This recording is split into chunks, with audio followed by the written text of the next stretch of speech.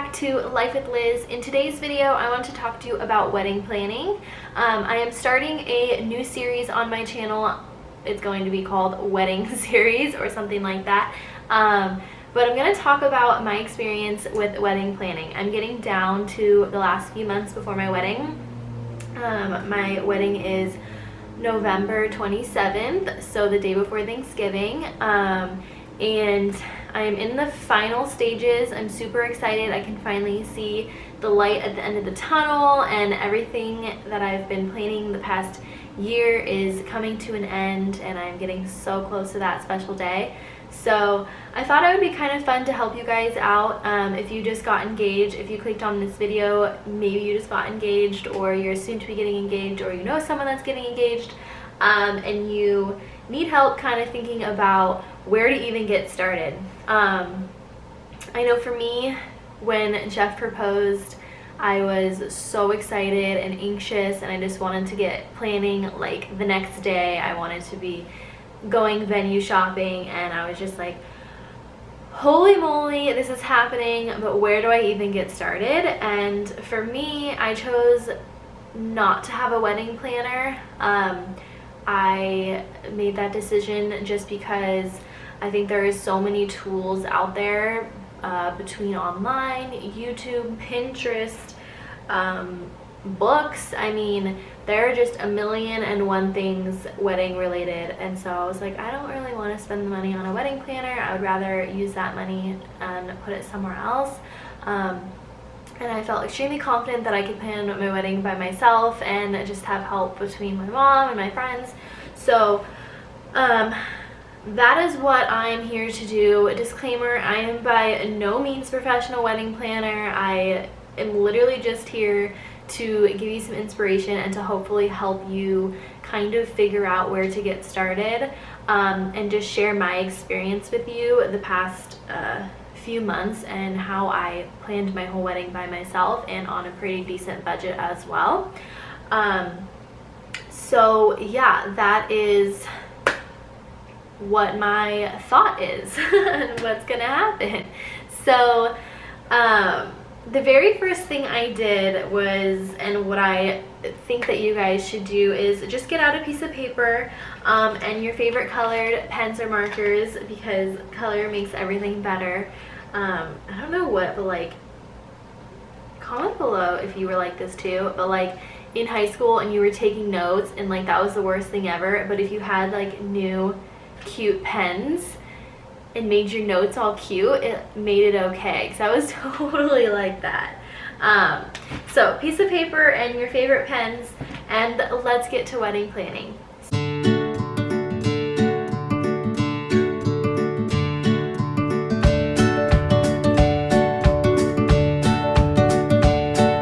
So the very first thing you want to start thinking about is your budget. This obviously seems like a no-brainer, but for me, I would advise that this is definitely something that you want to talk to your fiance about. You want to see realistically how much you can afford. I'm going to do a whole separate video on budgeting, because there's just so much when it comes to the wedding budget, and so much I've learned on how I can save money and how I saved a ton of money on my wedding. So stay tuned for that. But I just want to touch on a couple things and how I kind of got started when it came to budgeting. What I did, and what I would advise you guys to do, is sit down with your fiance and talk about and just figure out how much as a couple you make per month. So between, you know, if you both work, between his job and your job, how much total you make. And then from there, write that down and then subtract out all your bills. So for like Jeff and I, we both had car payments, he had a motorcycle, we had rent, we had insurance, gas, food. I mean, all of those things you want to count and see how much money you're spending per month. And then out of that, how much is left. So you're going to do a little bit of math here. How much is left out of that total monthly income, and then think about and just discuss with him what you think is a comfortable amount for you guys to put aside every single month, and just start out with that.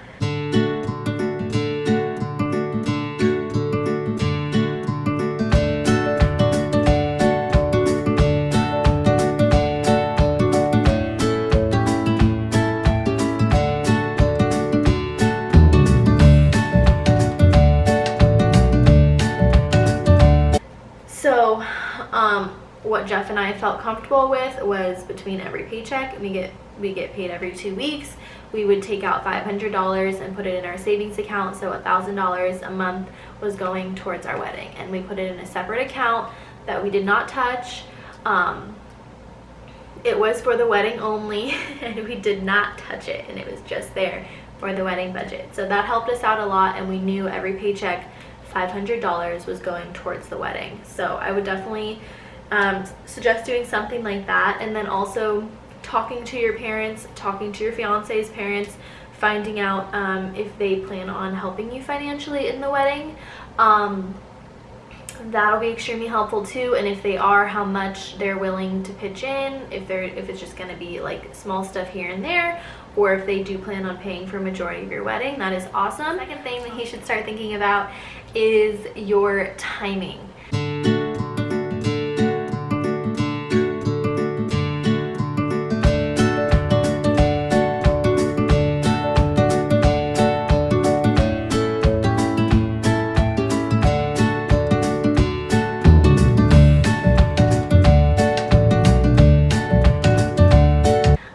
Is there a specific season that you really are just dying to have your wedding in?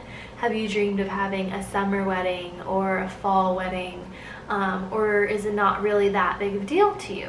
For me personally, I really wanted a summer wedding, but with Jeff's training schedule for work, it just wasn't gonna happen. So we actually had to go with November, which is gonna be super cute. It's gonna be a really nice fall wedding, and thankfully our wedding is in San Diego, so it's typically still not even very cold in November, so we don't really have to worry about weather too much there, which is good. But depending on where you live and your state's weather, you might decide on a different month. And then also so a season, a specific month, and then is there a specific day of the week that you want? Like, do you really want a weekend, or are you a little bit more lenient about that? I will tell you this from my experience and from the venues that I saw and looked at, majority of them did give you off-season discounts. So obviously summer weddings are typically the most popular. So if you go in and you're looking for a July wedding, you're going to be spending a ton more money than if you're having a November wedding. So in our case, we got about $2,000 off for having a November wedding, which was awesome. So think about that. It's a really good way to save money. And then also, going back to the day, weekends tend to be a little bit more expensive as well, because you know, typically people want to have their wedding on the weekend, which I would have loved to do that. But we actually went with a weekday, and that also saved us a ton of money as well. So kind of start thinking about all that stuff. And then also I will say, if you have a date that you really want, like a specific date, just be prepared that a lot of the more popular venues will be booked. So unless you're doing it like way far in advance, I think I booked my venue like, I want to say maybe like 10 months out. So we kind of waited like for venue shopping. That's like last minute. So a lot of the dates that I did want were taken, which was another reason that we had to go with the date that we did. But just like, I'm advising you just to have options of different dates that you would be okay with, because sometimes your dream date can actually be taken already. So that's number 2. Number 3 is the size of your wedding.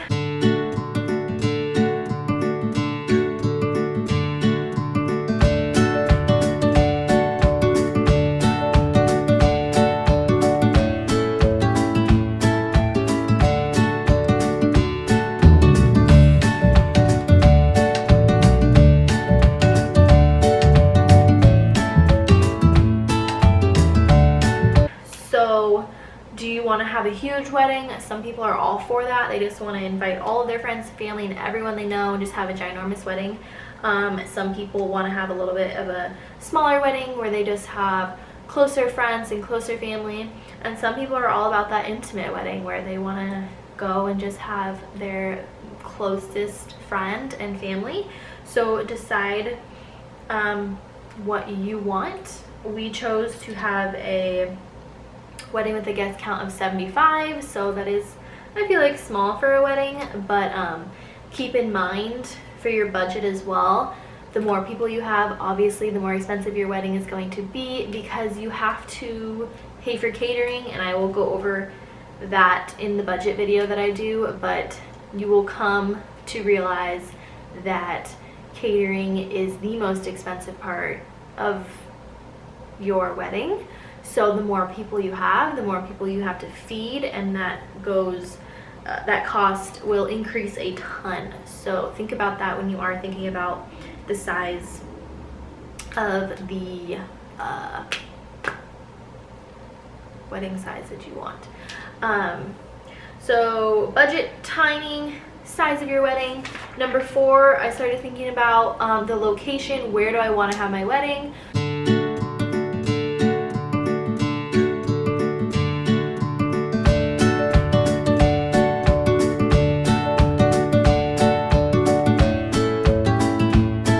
Do I want to have it local?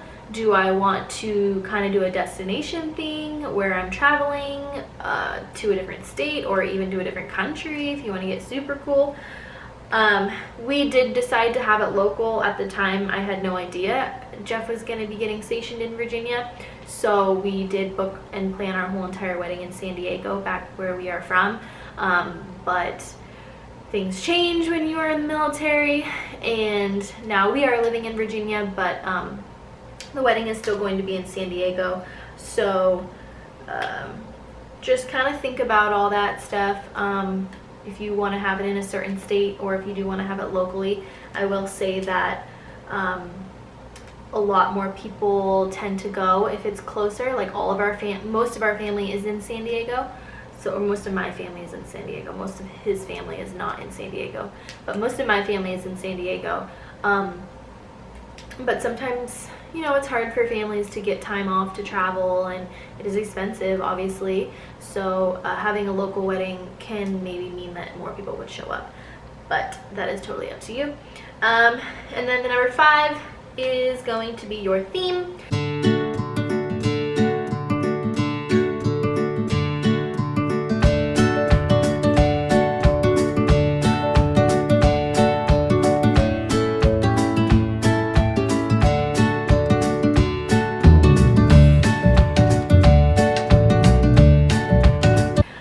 Do you want to have an outdoor wedding? Do you want to have an indoor wedding? Do you want to have your wedding in like a hotel ballroom? Do you want to have your wedding in a barn? Do you want to have it just completely outside on like a huge piece of land? I mean, there are so many beautiful venues to match whatever you want. I really wanted an outdoor wedding, so that is what I went with. So kind of think about that, and then also like your style. Do you want to have a rustic theme? Do you want to have beachy? Do you want to have really elegant and classy? So kind of start thinking about the theme that you want. So I would say those are 5 things to kind of get your gears grinding, to kind of get that mind flowing of what you want in your wedding.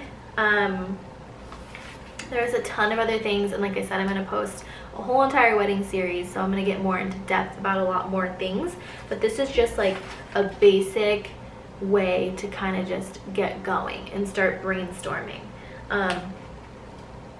So added inspiration, what did I write down here?